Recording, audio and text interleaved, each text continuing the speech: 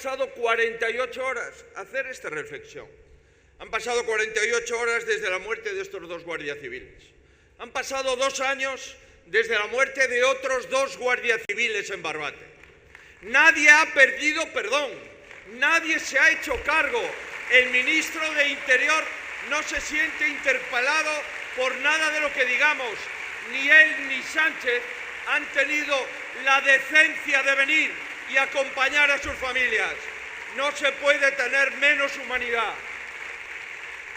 La política es asumir las responsabilidades y algo tan grave merece responsabilidades al máximo nivel. Amigos, un poco de respeto, un poco de empatía con las víctimas, pero este gobierno ya hace tiempo que ha perdido